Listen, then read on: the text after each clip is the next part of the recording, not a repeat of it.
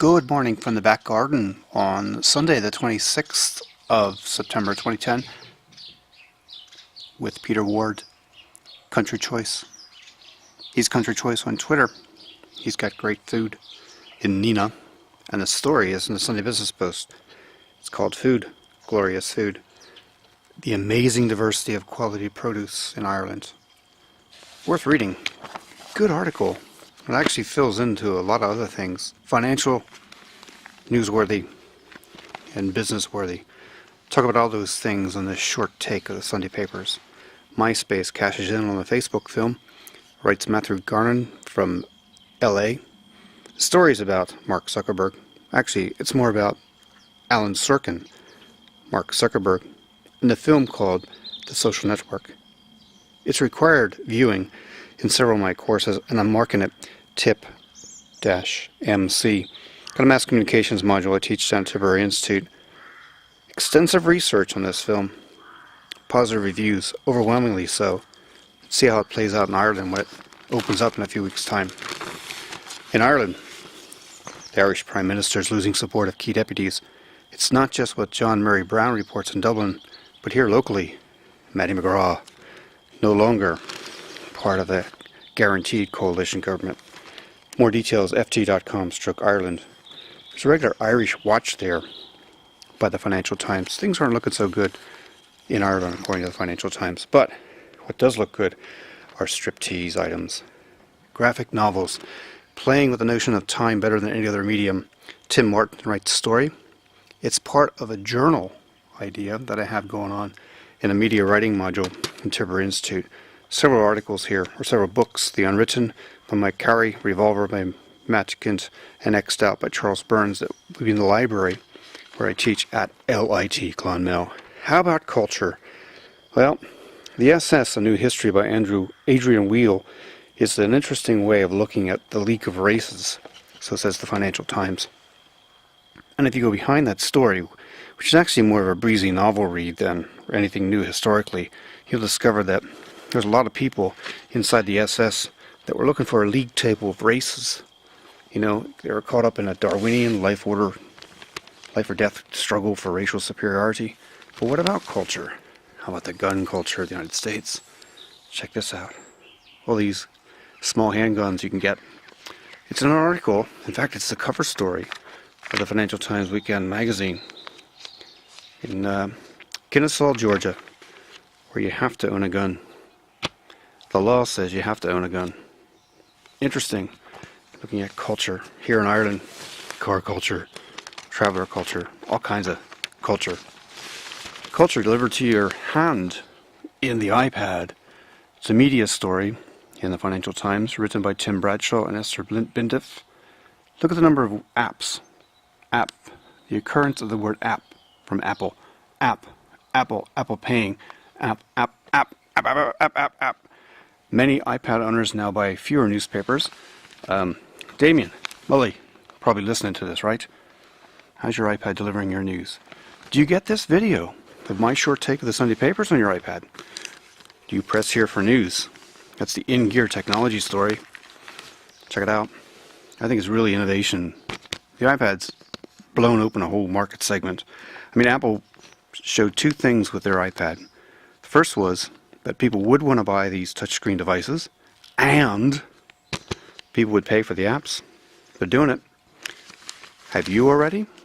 You could get the Financial Times as an app, but you got to pay for the subscription. Sunday Times. Probably have to wait for my news review or buy it on the newsstands because it's limited, and how you can see it on the internet.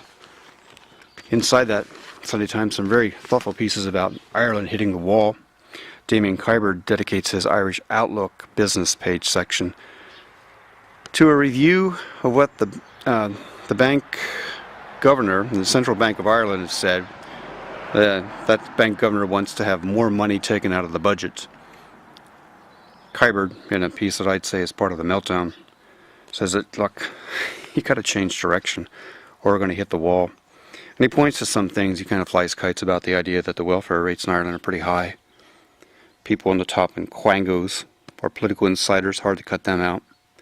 And that Ireland's basically living in denial. denial about maybe a different way of solving the problem. He thinks we need debt rescheduling and resolution, not just budget reprogramming. Thinks we need a national development bank, and Ireland needs a properly targeted plan for economic stimulus. He's not alone in that regard. There's other stuff inside this paper. First, a short piece by Frank Dillon about find yourself a job on Facebook. Krishna Day's got some very interesting, very good stuff. She's a social media expert in Ireland. Points out that a lot of recruiters, they look at Facebook, but they're also looking at LinkedIn for CVs. You can follow Krishna at Krishna Day on Twitter. Her ideas feature strongly in our social media module in LIT. Hey, Frank Fitzgibbon, hello to you. Frank Sun Times is where he is on Twitter. Good points about the recovery. Being part of tourism. Frank asks questions. Actually, he just points out that you got Ryanair, Michael O'Leary, who's hated by everybody inside the civil service. Michael O'Leary created thousands, tens of thousands of jobs, earning hundreds of millions of euro in profit. Incalculable difference to the millions of people in Europe that are able to travel now. And yet, as Frank points out, the Irish government is led by small-town solicitors, auctioneers, teachers, and publicans who populate the Dáil, and they don't have time for Michael O'Leary. Michael has got some good stuff he's offering out there in a way of, he wants to reduce that tourism tax, get rid of it. Here's more of the echo of renegotiating national debts. In the comments section of the Sunday Times, it's Matt Cooper saying a deal can be done, but it won't be painless. And he's basically ruminating about how you could both reduce public spending and get things back on track. You want the inside story on what Matt's writing, you need to follow Stephen Kinsella or Konstantin Gertuov. That's Stephen Kinsella or GT Cost on Twitter. I get birds out here, and they're getting really nervous about what I'm doing to the ground, putting newspapers there. Newspapers that are dealing with Facebook. The Department of Social Protection is using Facebook to review suspected benefit fraud. Adrian Weckler, Ian Kill, give that as a front page story in the Sunday Business Post. Inside the Business Post, more stuff about Twitter. Here's your man Simon Coveney, who now has more than 1,700 followers on Twitter. Well done, Simon. He enjoyed a 10-fold increase in the number of people following him on Twitter. I don't think Miriam O'Callaghan. Yeah, Miriam's following him. I don't think Graham Lenehan's following him.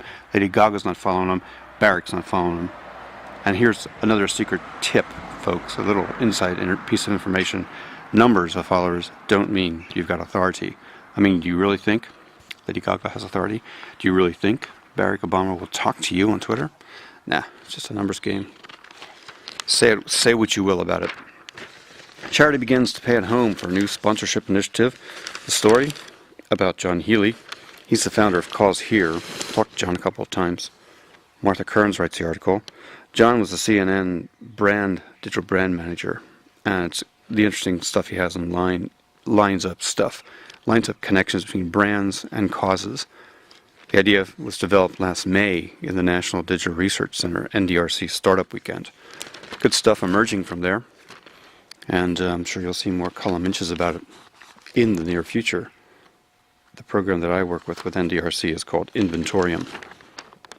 Inside the paper, reasons why you'd want to come here as a tourist to Ireland. Michelle Devan finds Murphy's Ice Cream to her favor. Melting rents enabled Murphy's Ice Cream to make Dublin move. You'll love Murphy's Ice Cream. Flickr.com/photos/Irish Eyes. You can spot several of my Murphy's adventures. I like Murphy's Ice Cream a lot. Inside the market section of the Sunday Business Post, Richard Curran has a story about the government suddenly discovering the jobs crisis after spending 2 years concentrating on fixing the exchequer deficit and fixing the banks. The government now realizes they have to fix employment. Big meetings attended by Brian Cowan and key members of his cabinet last week. Some of these people might have been there. There's really good stuff inside the technology section of the Sunday Business Post, written by Adrian Weckler, collected by himself and Dick O'Brien. They're movers and shakers and key tech players. Hey, just inside the entrepreneur section of the Financial Times, business wisdom from David Evans. Don't give away free time to clients, and don't expect others to work for stuff they can't charge for. Adrian gives away his column to the idea of Twitter and common sense. The sidebar to that is netiquette. You know, if you behave, you won't find yourself becoming offensive to somebody, sending a message that's grossly offensive, indecent, obscene, or menacing for the purpose of causing annoyance, inconvenience, or needless anxiety to another. I'm saving screen grabs of people that I think are snarky and that epitomize that, personify it. Relax the travel tax, says the Sunday Business Post. I think Frank Fitzgibbon and the Sunday Times would agree with that. And recovery is going to be local, says David McWilliams. The big meltdown. He says that a lot of people are arguing against the current government policy. They're still being ridiculed. Official Ireland is wrong. In fact, he adds the point that they may be criminally wrong. In this back garden, I got stuff to do. Some deadheading to do. Some composting to do. And a few more weeks of enjoying the flowers. Check it out. I'll have pictures of these over on twitter.com/photos/topgold, Flickr. My nick there is Irish Eyes, and my blog is called www.insideview.ie.